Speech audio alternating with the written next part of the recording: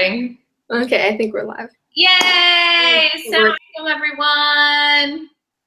We are live. So welcome to the first live stream since I moved back to the States. Woohoo! Wow, it has been a long time. It has been a long time. So alhamdulillah, since you guys welcome to the first live stream since I moved. Wow, it has been a long time. Well, it has been a long time. So alhamdulillah, since you I'm sorry, guys. I'm sorry about that. I have the other tab on. It doesn't matter. Fine now. I'm sorry. I was like, what is happening? Okay. Is that how we sound? Are we that obnoxious? Yes, I am. I am that obnoxious. Okay. Sorry. So, yes, I have moved from Dubai here in New York, as you can see behind me. Alhamdulillah, I'm back home and it feels great.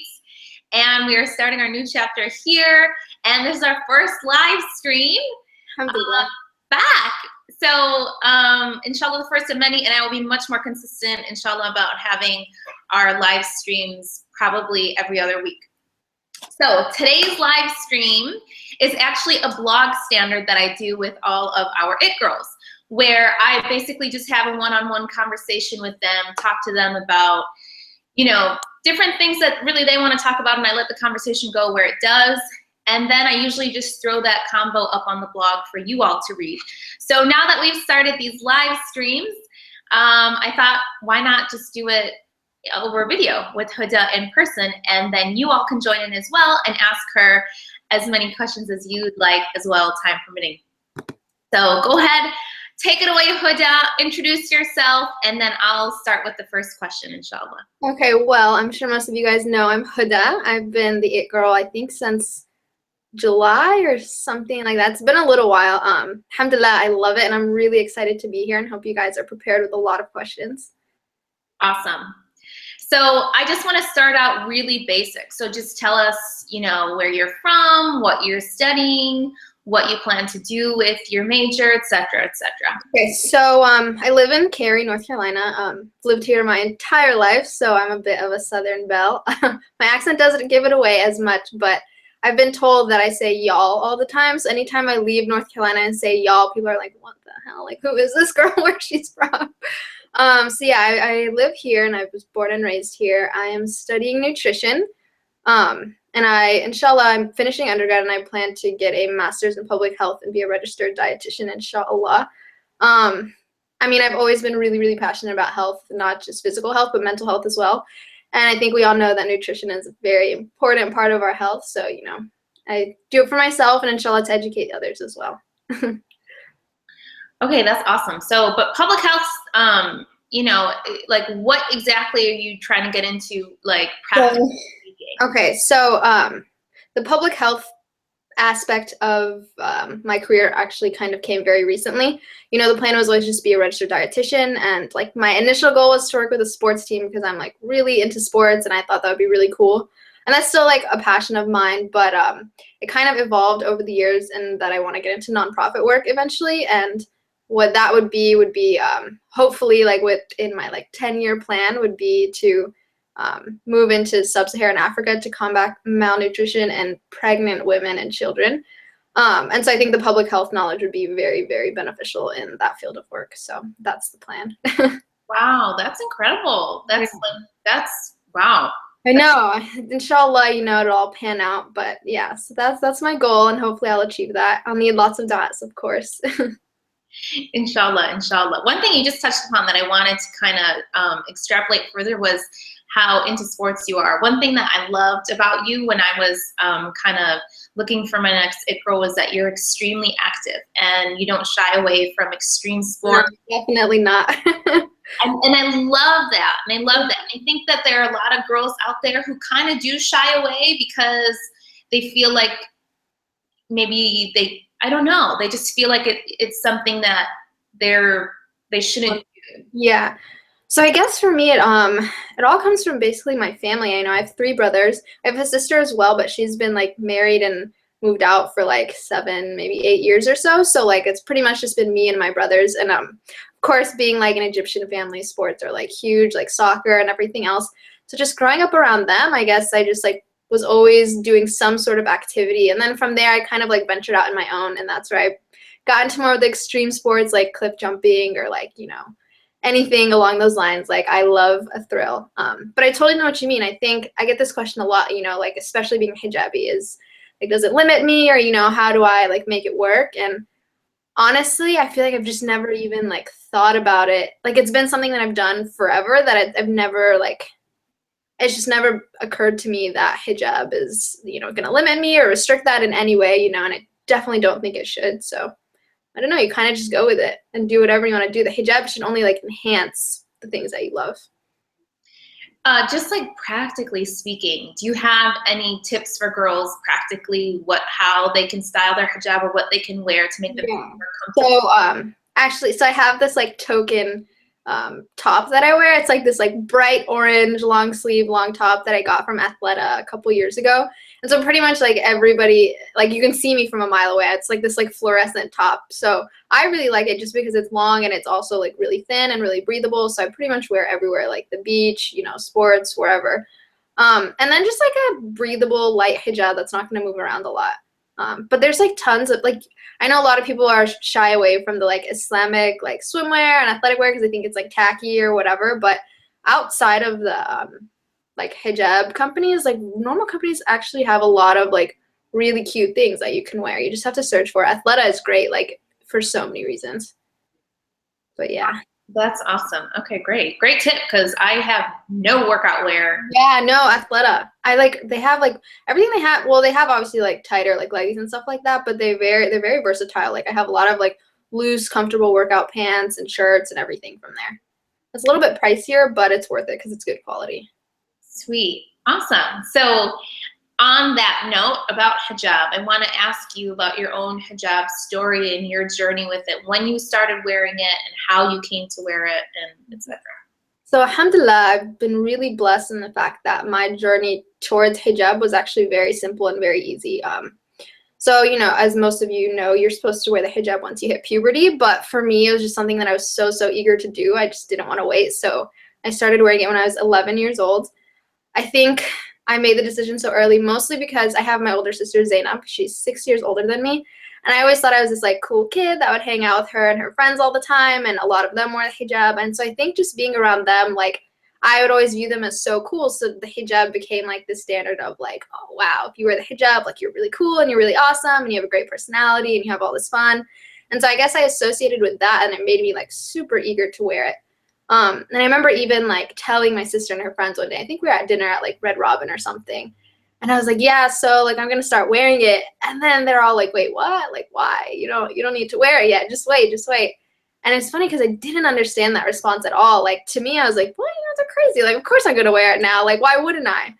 And so basically from there, I made the decision. And like the minute sixth grade ended, like that summer, like literally that day, I just like decided to wear it. And I remember even going to like a friend's house, and like her dad came home and I was like, oh wait, like I gotta put on my hijab. And I really like took it. I was really dramatic and really theatrical when I started wearing it. But so alhamdulillah, my journey to it was very easy, alhamdulillah.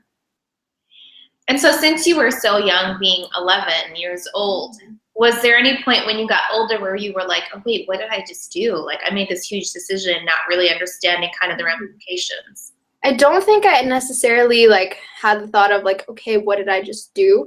But I will say that there was definitely a turning point in my life where I fully understood hijab and why I was wearing it. I never had the thought of like what, like never consciously like questioned it or like had an issue with it. Like alhamdulillah, because I wore it so young, like I've lived in the same house for like 13 years. So I had the same friends through like elementary, middle school, high school. So I didn't have like the social issues around wearing it because they all knew me and my family for so long. So alhamdulillah, that made it easy not to question it.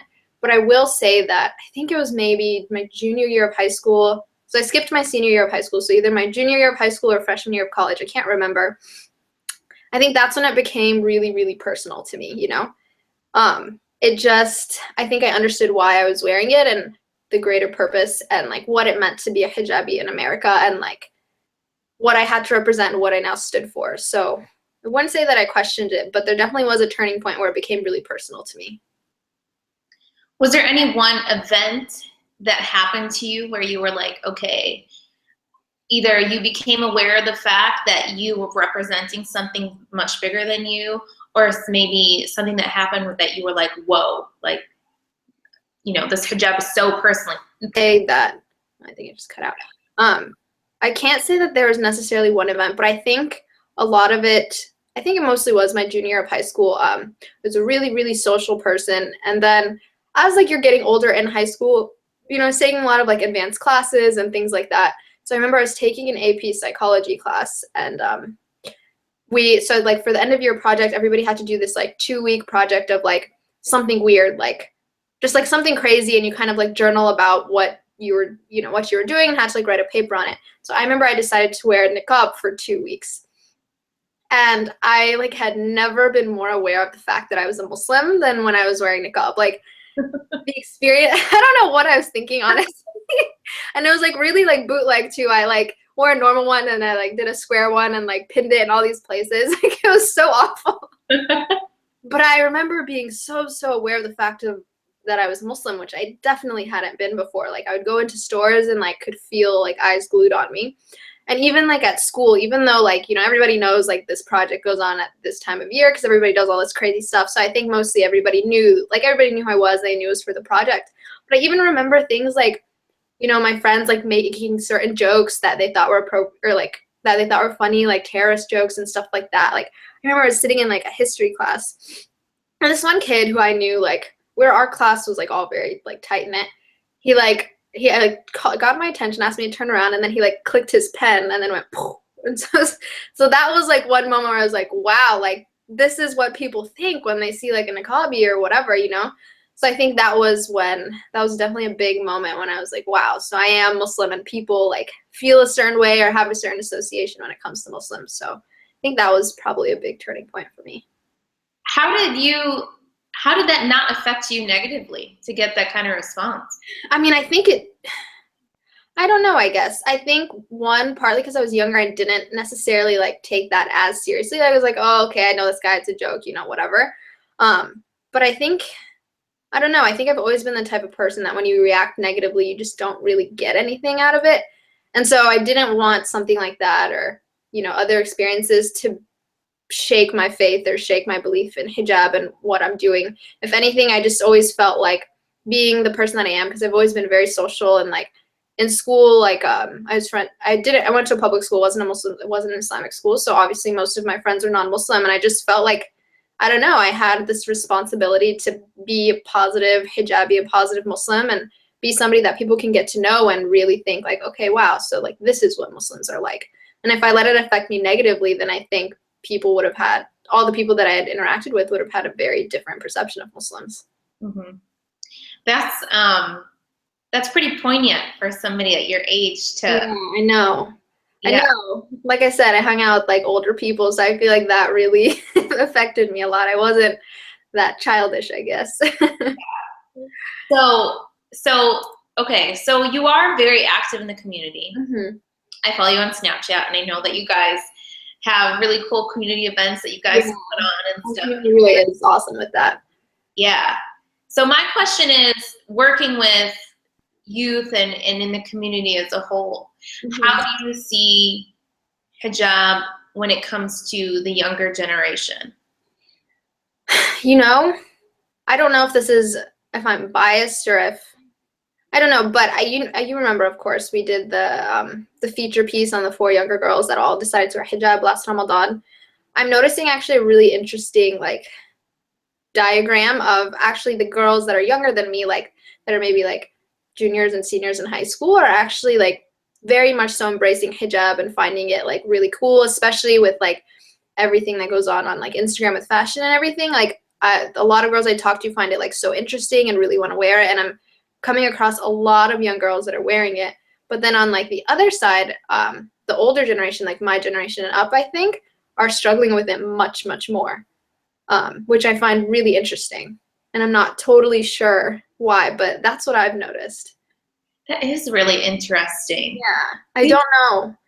I have no idea. I feel like maybe the younger girls just have the stronger sense of like confidence, or I really don't know what it is. But yeah, I'm noticing a lot of girls in college and even older, you know, people that are mothers and and you know whatnot have a life outside of school or wherever, they're struggling with much more. And I think a lot of people decide to take it off and or question if they should, or you know maybe wear it differently to be less a standout Muslim.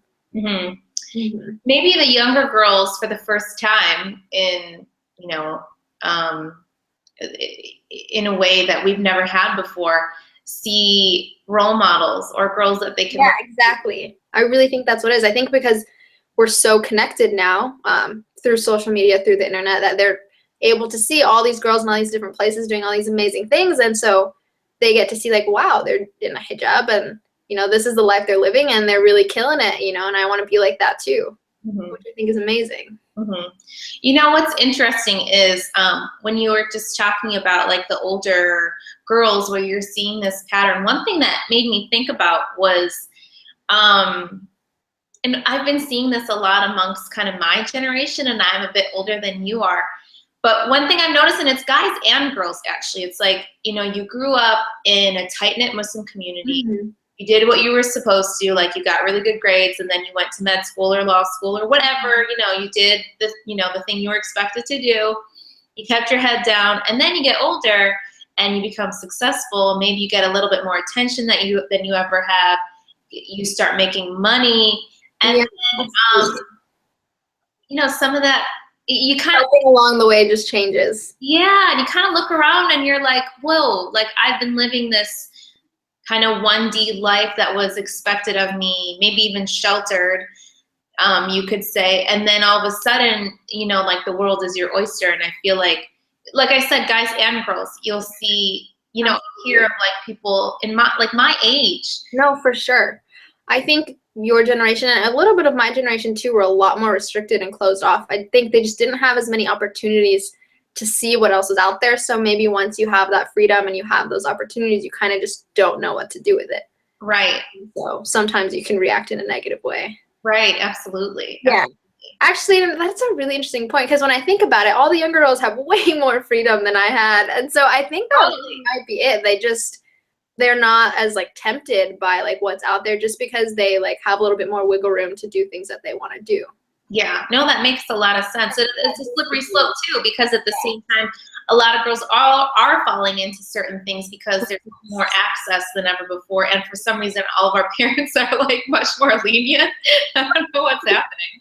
Absolutely. Like my younger brother, he just turned, oh my God, did he turn 18? I think he just turned 18 on like Friday. Oh my God, I can't believe I'm saying that out loud. But yeah, like I noticed he has way more like freedom than my brothers did, but he like doesn't even use, it's like a waste because he like doesn't even do anything. So I'm like, if I had your freedom, like I would be doing everything. That's good. Yeah, alhamdulillah. That he had, you know, inculcated within him a good foundation of knowing right from wrong. And I just think when things are more like easily available, it's just not as tempting. I think you get a lot more tempted when something seems like forbidden or tough or difficult. Mm-hmm. No, that makes a lot of sense. Yeah. Okay, so kind of switching gears a bit, I wanted to talk to you about boys. Our favorite topic. Our favorite topic. Everyone loves to talk about guys. And obviously, you know, my whole thing is, and I've been married now for 6 years, so, and you know, most of my friends are all married and have kids at this point, so it's like I'm so out of this. But every now and again, I'll hear of girls, you know, your age and a little younger and older talking about how difficult it is to find like a really good Muslim partner and the struggles that come with that.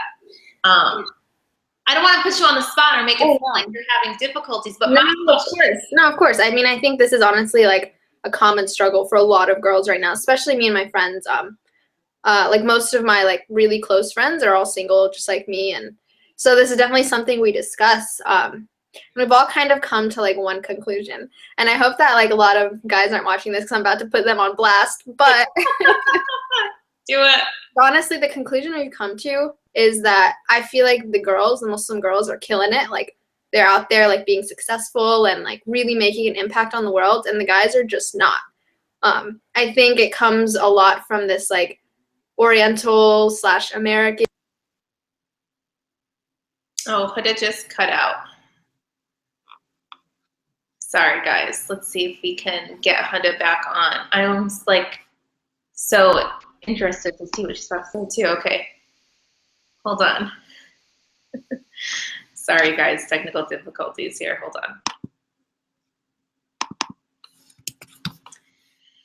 on.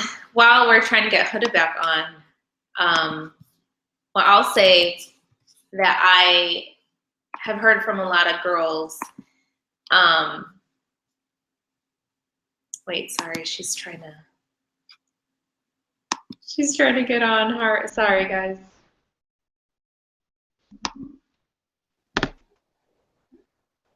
I can see you now. Okay, yeah, I can see you too. Okay, cool. I think. Yeah. Okay.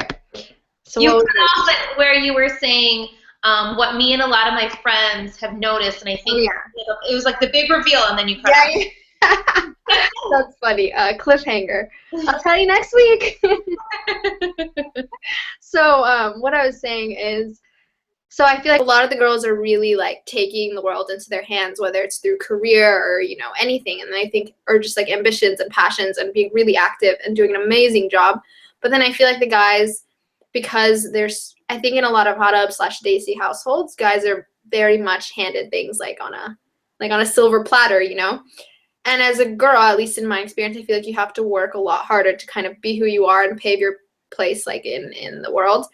And I think because the guys necessarily, not that they didn't have to work hard, but because I think things were a lot more easier, like this notion that guys can kind of just like do whatever they want and blah, blah, blah, while girls kind of are a little bit more like just more constricted, I guess. I don't know if that's the right word. But I just feel like they never had to work so hard to build an identity, and that's why they're not killing it. Like girls, Muslim girls especially if you're hijab, you really have to like build your identity based on so many different things. So I think we come out being like stronger and more like intellectual and more passionate people, when I feel like the guys just aren't. And then like on top of that, they don't like that we're like passionate or ambitious or, you know, involved and active. So that's kind of the conclusion I've come to. You know what's so funny is that when my husband met me, he actually loved the fact that I was like so outspoken. That's amazing. Like, yeah, like super independent. Like that's what drew him to me.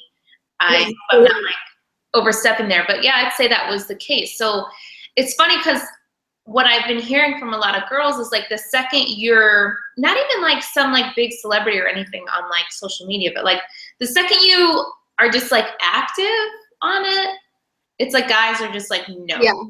No, absolutely. And I think it's funny because like my personal experience, I remember I was like getting to know this one guy very briefly, like 2 weeks maybe.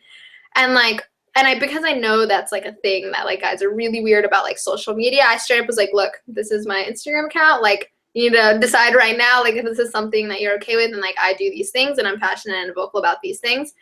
And it's like, I think at first they think it's like cute, like, oh, like, you know, whatever, she's not going to stick with it, blah, blah, blah, blah, blah. And then they see that like this is actually something you do and continue to do. And then they're like, well, wait, like, I don't want you on social media, and I don't want you on Instagram, and I don't want you on Facebook, and blah, blah, blah. And it's like, bro, like, what did you think? Like, why didn't you take me seriously? Like, I told you. Yeah, literally, I told you. And I don't even like understand like what the problem is with being like social and active. I really don't get it. Like I feel like that's something you should look for. At least that's something I look for. So did he actually say, was he like, actually I'm not okay with this? Yeah, actually like wanted me to delete all of my social media accounts. No. Like actually. So that's when I was like, okay. Yeah, and it's just funny because it's like literally I told you, like why did you not, like I don't understand. Right. Like, yeah, so I don't know what it is. I don't know if maybe it's like a threat to like, I don't know. I really have no idea. It's so interesting. But yeah, it's very common, and like you can ask like probably any girl that's active or social in her community or on social media or anything, like this is definitely a challenge that you'll come across. So I know you're going through it yourself, but like what advice do you have to girls who might be going through that or like suffering with that? I think this goes both ways. I see this everywhere and people say this all the time. Don't go into a relationship expecting the person to change. And on the reverse, don't change yourself to like make the other person happy. Obviously, like within reason, like relationships are about compromise and, you know, things like that. But if social media or being active or any other thing is like a core part of your character and who you are as a person, you should definitely not change that to get somebody to be okay with you or happy with you, because maybe you're okay with that for like a little while, but down the line, I think resentment can build, and, you know, you could miss those hobbies or those passions that you had. So just keep killing it, keep doing what you're doing, and the right guy that will appreciate those things and see those things as like a positive attribute, that'll be the guy for you, not the guy that expects you to change. Yeah. Mm-hmm. Yeah, I don't know. It's tough out there, dude. It is tough. You're lucky you've been out of the game for so long. It's tough. It is slim. It is, because on the one hand, you have those type of guys, right? Where like, okay, they might feel threatened by what you're doing. And then at the other hand, you have just like duds. Yeah. A bunch of guys doing nothing, or like. So it's like you have to pick the lesser of two evils. Yeah, it's terrible. And then there's like, you know, a few in between, but they're like, you know. Yeah. But I think just sabr, you just have to have patience. Like, you know, Allah has already picked out your future, and if you're meant to be with somebody, you're going to be with them. So you just have to have patience and really work on yourself and make sure that you're doing obviously doing your part and making sure you're the best person you can be in your faith, in, you know, whatever it is that you're doing, just really do your best at it. And then I think everything else falls into place. You know, I have a question just about like, I'm literally thinking, okay, if I was single right now and I had all these little gadgets at my fingertips, like Snapchat, Instagram, all this stuff, like how would that have changed the whole process? Like for me, all we had was Facebook when I was still single. There was nothing else existed. Yeah. And even that was like, oh, you know, the thing to do was like go Facebook stalking and like, you know, that whole like game. Yeah. With all these added gadgets, like I think it's made it more difficult, because what I'm finding is the more choices and the more options you have, the less you are actually going to pick a choice and settle with something. So I think it's like you have access to all these different people and all these different methods and blah, blah, blah. So I feel like you're going to have a really hard time being satisfied or happy with, you know, what's available and what's in front of you, because you kind of have this idea of like, well, you know, maybe this person's out there, maybe there's somebody else, or somebody has this quality and blah, blah, blah. And you feel like that's so easy to find because there's so many different, like, you know, platforms for that. But I think it ends up just creating unrealistic expectations. That's interesting. Have you ever come across a situation, maybe you or somebody you know, where like, because we do live on social media and our identities are like, we almost have these dual identities, right? Like who we are on social media. And then like, I'm so happy Snapchat exists now because personal. Yeah. And if you just saw me on Instagram, I don't know God. impression, you'd think like I was like, oh yeah. You know what I mean? It's like, yeah, that happens to me all the time. Like for people, oh God, this happens to me here all the time. Because like, if you look at my Instagram, it's not really like, it's not that personal. It's maybe like few fashion, whatever, like random stuff, but it doesn't tell you a whole lot about who I am. But there's so many people that will tell me like, man, like from your Instagram, I thought you were this like superficial and blah, blah, blah, dud kind of girl. And then it's like, but then I see like your other stuff and I talk to you and it's like completely different than what I first expected. So that happens all the time. I can imagine, and I can imagine also on the flip side, well, maybe not as much, because with guys, they don't share as much on social media. Most of them aren't even like on. Yeah, not really. So and if they are, it's like a little bit questionable, like why do you have this many selfies of yourself? That's right. That's right. That's super weird. Yeah. That's weird. That's right. Yeah. So that's funny. Exactly. That's funny. Okay. So, all right. I want to change gears just a little bit and talk to you about some fun stuff. So like, you know, I love how substantive you are. And, you know, that's more than half the reason why I chose you to be our it girl. Thank you. I appreciate that. Yeah, you're like somebody of substance and you're not just a dud on Instagram. Yeah, well, you should, we need to make like a meme of that. I'm not just a dud. Which is like, you know, what people should strive to be. Yeah. But notwithstanding all that, I do want to talk a little, have a little fun and talk about fashion. Okay. So we're a fashion brand, obviously. Yeah, of course. And so one comment I've gotten about you is that they really love you because the way you style is totally like an everyday girl. You're not like wearing things that are like, oh, I would never wear that out, or like, oh, that's too expensive, or I can't afford that, or whatever. You're just like totally relatable, and girls are like, oh, I would wear that, or I own that. I've had girls who are like, oh, I totally have that top. That's great. I'm so glad you told me that, because I literally just, like, whenever I have to photograph in a hijab, I just, like, pick things out of my closet, and sometimes I'm like, damn, I wonder if Melanie thinks I'm whack for, like, not, like, putting more effort or trying harder. No, not at all, because I'm happy to hear that. No, I love that, because it is relatable. People see your photos and are like, okay, literally like, okay, I own that, so I can just buy that. That's awesome. No, for real. So my question is, where are your go-tos in terms of stores where you love to shop for hijab-friendly clothing? And then what is your like go-to hijab-friendly outfit? Okay, so I love Zara. I think that's probably my favorite store, which sucks because in North Carolina we don't even have a Zara, so I have to do it online. But I just feel like they have like such an interesting like brand. Like it's simple, but like kind of sometimes outrageous, but not in like a ew type of way. And I find that a lot of the time it's really, really hijab friendly. And so I think my like go-to outfit is probably gonna be like some sort of like simple like colored top, like what I'm wearing right now, and then with like either like a bulky jacket or like a maxi cardigan or something like that, and then just like skinny jeans or something. Or like I have a bunch of actually I don't even own a pair of normal like denim jeans, but I have all these like colored pants that work pretty well. That's definitely my go-to. That's awesome. Another thing I like is how versatile you are when it comes to scarves. Like you'll wear wraps, you'll wear scarves. Yeah. I didn't used to be, actually. I think it was until I became the it girl. I was not a square hijab person. But then I think I tried it once, and then now every week I'm like, yep, give me a square, give me a square, give me a square. Yeah. So I really like them. You know, squares get a bad rap. I don't know why. I feel like you have to have a certain like head shape or something, but then I think what people don't realize is that there's different ways to wear it. And so you like try the way that you think you should, and then maybe it doesn't look right, and then you give up on it. Right. So I like tried it again, and then I warmed up to it. And they look great on you. They look fantastic. I'll never have your perfect perfect little curve, but you know, I think like you hit it on the dot. People think it needs to be worn in like the traditional tete wear way, like the way our grandmas wear it, or like, you know, like in a babushka type of Russian way. But if they would just like play around with it and see, you know, definitely. And I'm all about the square. So I love that you're really versatile about that. So that's sweet. These are my favorite, I think. Are these the viscose? Yeah, these are so awesome. They don't move. Most of the time I don't even wear a pin. I just like throw it on, tie it, and it like stays the whole day. Oh, that's how you do it. Yeah, that's how I do it because I'm lazy, but no, that's sweet. That's awesome.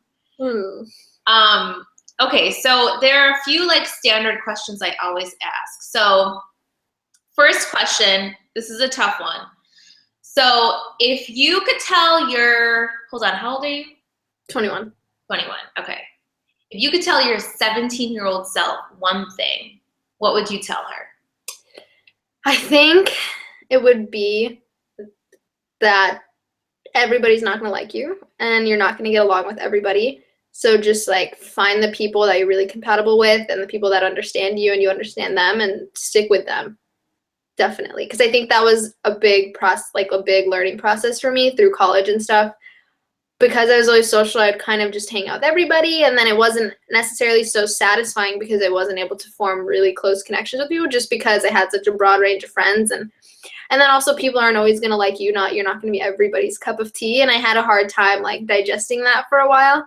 But now, alhamdulillah, I have like an awesome group of a few close friends where we spend, like, they're the only people I really want to spend my time with other than my family, and we understand each other, and it's like a really like satisfying friendship, like on a much deeper level than I was when I was 17. That's awesome. Yeah. Some people, it will take them a lifetime. Yeah. And it's so important, especially when it comes to things like guys and relationships. Like, I can honestly say that having these really awesome friends has made that process so much easier, just because you don't feel like you're necessarily like longing for like partnership or companionship or anything, because I already have it in like so many different ways. Yeah. Okay, follow-up question. A lot of girls Yeah, I agree with you wholeheartedly. So I have my very, very tight-knit group of my best friend and my closest friends. Mm-hmm. And a lot of people are like, you know, how do I get that? How do I get that one friendship that will satisfy me and give me that connection that I'm so thirsty for? Mm-hmm. So girls who are looking for that, who don't have that, what can they do? Like, how do they connect with girls on a deeper level? Like, a lot of times girls will be like, yeah, we'll all get together, you know, but it never gets beyond like the surface. Yeah. Well, I think it also depends where you meet your friends. So, like, obviously in college you meet so many different people, but especially Muslims, because Muslims tend to like have a little pack mentality, so you kind of end up meeting all the Muslims. But that doesn't, just because you're Muslim doesn't necessarily mean you're gonna have a million things in common. So what it is kind of get like into like a smaller thing that you're really interested in, like a passion that you have. Like one of my best friends now, K-Not, we met on a basketball team. We played in this like basketball tournament, and we were ended up being on the same team together. And then from there, we formed like a really, really strong relationship. So I think it just comes from like whatever you're doing, whatever your interest is. And then you find other people that are interested in those things, and you sort of bond over that. And then from there, it kind of naturally grows. And how do you nurture that relationship to stay connected and to connect on a deeper level than just the superficial? I think it just comes from a lot of talking, like, and a lot of spending time together. You know, more things come up. And I think with most of my friends, what we connected most deeply on was an issue that we were having. You know, something that we were struggling with, or something that was troubling us, and then finding out that the other person was struggling with that too. So that kind of like bonds you, and then you always have something to like talk about, or, you know, you're always trying to support one another in whatever realm, and then kind of just flourishes from there. So I guess like opening up is really the key to finding good friends. That's so true. What great advice. Open up yourself, and then you'll see the others. Absolutely, absolutely. It's like, I think 99% of the time it'll be reciprocated. Yeah. One other piece that I would just add is to also be a good listener, and not just a good listener, like genuinely interested in what they're saying. Of course, definitely. Yeah. Goes a long way. Yeah. And just people will trust you and be comfortable around you, and that relationship will definitely grow that way. Yeah, because it's a two-way street. Like I'm so sick of those friendships I have where it's just one-sided. Oh my gosh. And that's another advice to my 17-year-old self. Cut those relationships out. You don't need them. You don't need them. Real. Oh, real. Like, Absolutely. it takes two to tango. Yeah, I can't do that. If a relationship is like too taxing or too like emotional for you, then it's just not meant to be in your life for a long time. Yeah. And I think something I struggled with is like having like friends that I've been like family friends with since I was a kid or whatever, and even friends for a really long time. And I kind of realized that sometimes being friends for a really long time only means you've been friends for a really long time. Like, it doesn't mean you have this special bond and that you're meant to be friends forever. It just means you've known them for a long time. That's so true. That's so true. I can't even tell you how many friends I know where they have their best friends, quote unquote, where it's really just like history. It's just like exactly. And I think that's really hard to let go of sometimes, because you've probably shared a lot of special moments with those people, but if it gets to a point where it's more toxic than it is, beneficial, then you just don't need it. Life is hard enough. You don't need it. Straight up. Yeah. Okay, last question, and then we're going to open it up to questions from anyone who's watching, or anybody who sends a question through social media as well.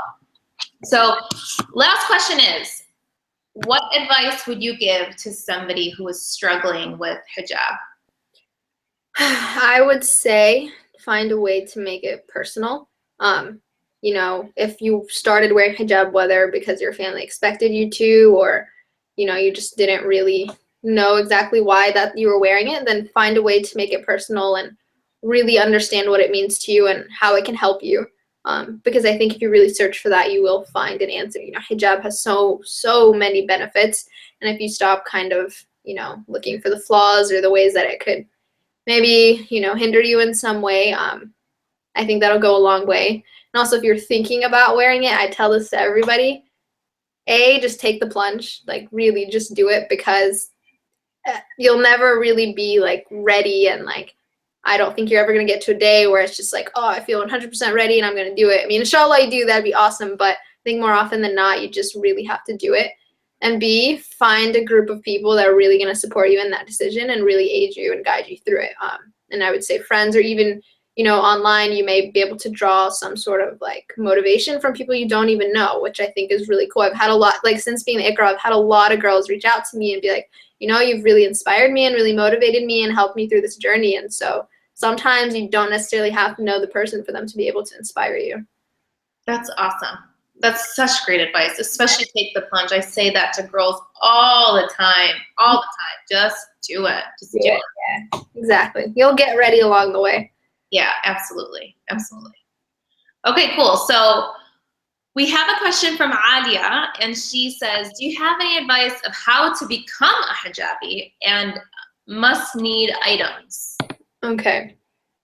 So it's been such a long time since I've become a hijabi, because now all my like clothes and stuff has been tailored to hijab for so long. Advice, like I said, take the plunge, find people that will support you in that. And must-need items, definitely those like tops that you wear underneath shirts, like the long sleeve tops. Those are pretty important and can help in a lot of ways. And then also just like simple shirts that you can dress up. I wouldn't go for a lot of like tops that have a lot going on or fancy on their own. Just simple tops that you can dress up with, like a jacket or a cardigan or a blazer or something like that. I would say those are definitely staple items in the beginning, because they're very versatile and you don't need many, especially if you're on a budget. You can just kind of switch it around. And what about in terms of like hijabs, like must need? Hot hijab or haute hijab, of course. I can't give any other answer. No, I'm just kidding. No, but really, or even like department stores, like Target has a ton of scarves. You know, it's really not hard to find at all. Yeah. Actually, Target has a really, really big collection all the time. Awesome. Mm-hmm. Okay, Simply Nats. What up, Simply Nats? She says, how would you go about letting go of those friendships, the ones you were talking about earlier? I find myself feeling like there's a space where they should be. I think she's talking about the friendships that are like history-based. I think it's natural to feel like there's a space where they should be, just because they have filled a space in your life for such a long time. And I think, you know, you definitely will feel their absence for a little bit. So if you don't feel like you can like kind of cut it out right away or altogether, then I think like slowly distance yourself and maybe take them out of other parts of your life while also supplementing your life in other ways, like spending more time with other friends that you feel like you benefit from and that you feel like you really enjoy their company. And then I don't think it'll feel like there's such a void there just because you filled it with other positive and healthy things. We're both reading that really weird comment that just popped up. Yeah, no, I think that's great advice. And one thing I will say about that is it's never good to cut anybody off completely 100%.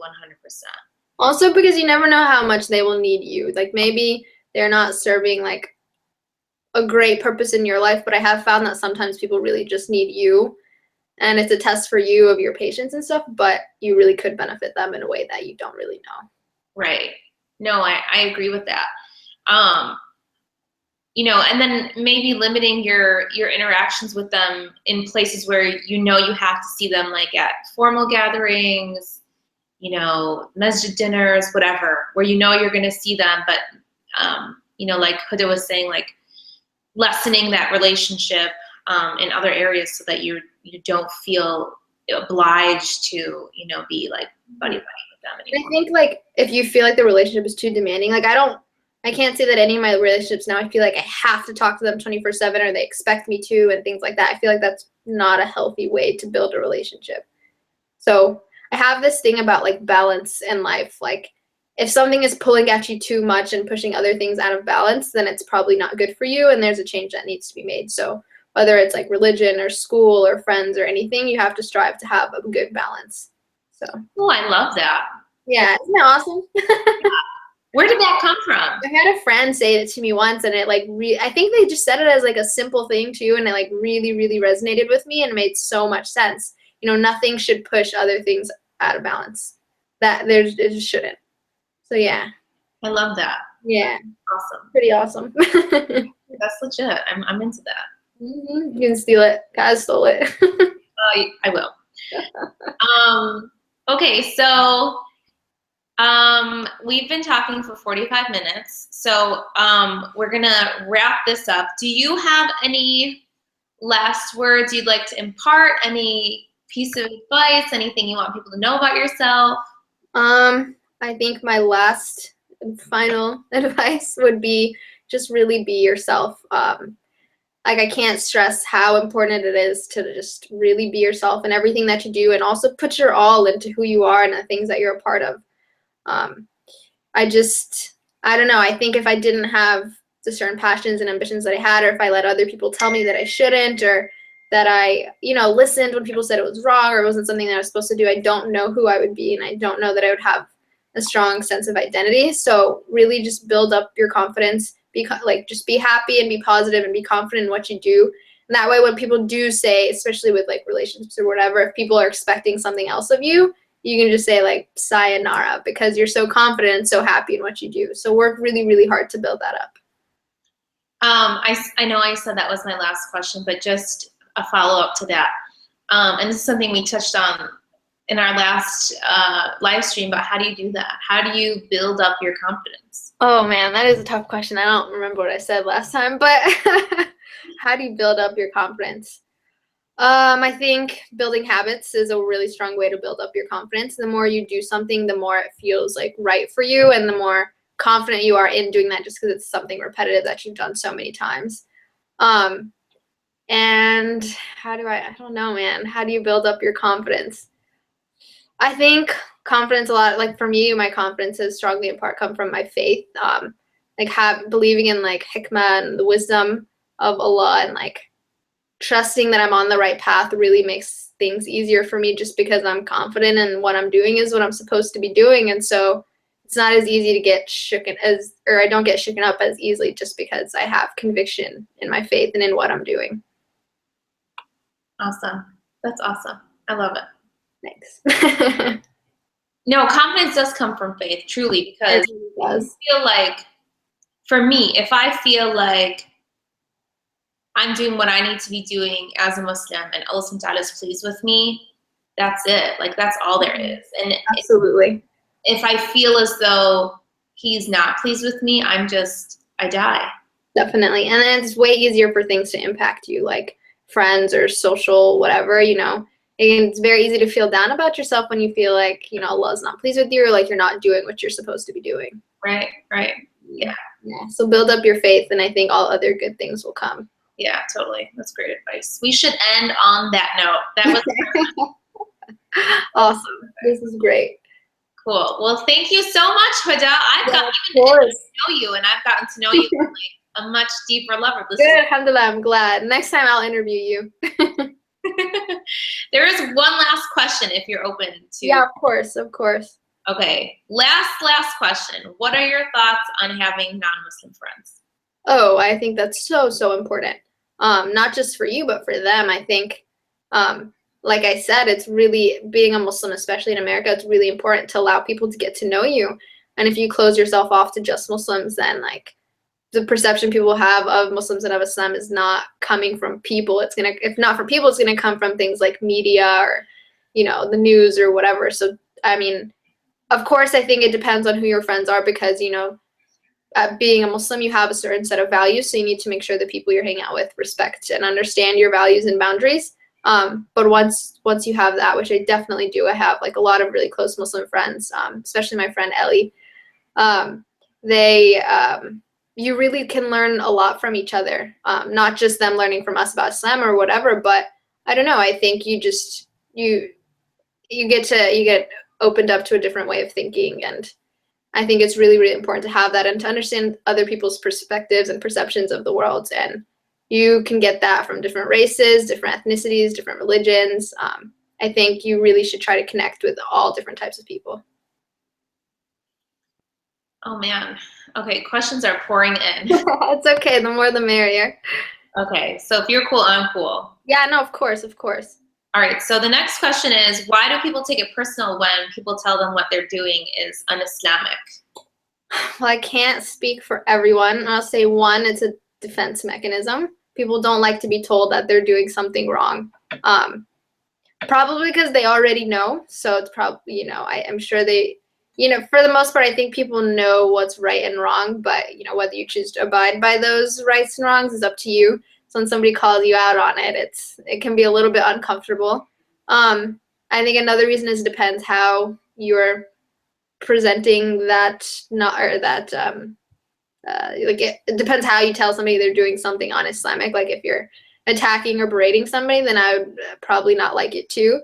And also who it's coming from. It has to be somebody that you respect and you know that they're doing it out of good intentions and goodwill and not being malicious. So I think there's a lot of things that play into why people don't really like that.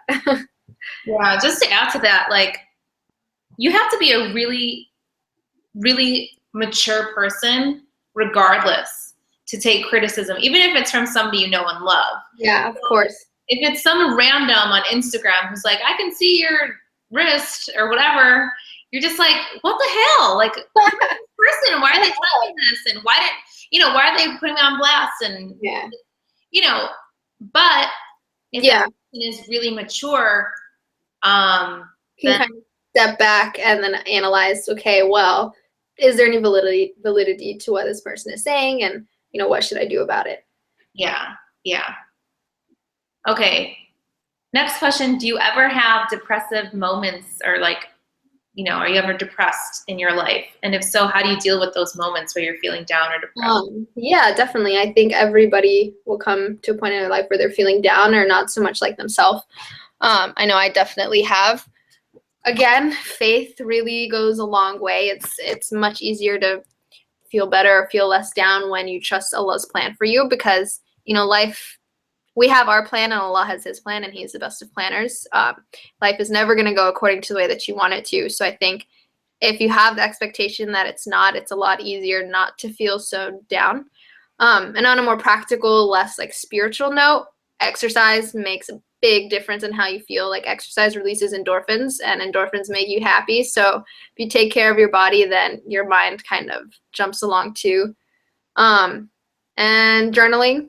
I journal a lot when I'm like feeling down or if I'm particularly like, you know, there's something going on in my head, then it really helps to just like write it down and have a free flow of thoughts. Or talking to somebody, whether it's like a friend or family, or if you really think that like if you're having like intense like depression or like suicidal thoughts or something, then definitely seek professional help. I can't stress that enough. I know in the Muslim community things like depression or mental illnesses aren't really taken so seriously, but there are tons of like outlets to get help and you should take it seriously. Absolutely. One thing I'll add to that is, from my own experience, something that I've noticed is that aside from like, you know, big things happening in my life that make me depressed, just these little moments of feeling down or feeling like I'm in a rut particularly, I've noticed is always linked to my iman. And actually, not to get too personal, but like the times when that usually happens is like towards the end of my week off of not praying. Because it's been like, you know, 6, 7, 8, 9 days where I haven't prayed or connected with Allah, and your soul that needs that nourishment from that connection hasn't received it in so long, so you get like physically depressed, your soul hurts and your heart hurts. Absolutely. I can completely agree with that. Even in times like, there's definitely been times where I'm not paying attention to my iman and my faith as much as I should, and when you look back, you really realize the difference it makes in your life in like every aspect, especially your emotions, because I just feel like that's like prayer and ibadah that just like cleanses you and washes you out. And when you're not doing that, you just have all these things like building and building and building and building and building, and you have nowhere to release it. So definitely. Yeah, absolutely. Absolutely. I can almost always link those tiny like moments or being in a rut or feeling depressed to a low state of iman, and absolutely. The second that I get back on track, I'm feeling better. Absolutely. Yeah. Okay, cool. So now it has truly been an hour, so we should cut it off now, inshallah.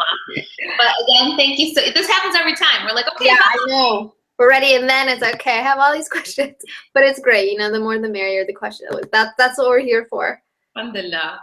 Okay, cool. So if any of you guys missed this from the beginning, it'll be up on YouTube. And as always, you can stay updated with Hoda and I on Instagram at Haute Hijab. Hoda is at What's Hoodie, WATS Hoodie. Hoodie. And yeah, so we'll see you next time, inshallah. Thank you all for tuning in. And This was awesome. Thanks for doing this. My pleasure. Take care, everyone. Okay, ma salama. Assalamu alaikum.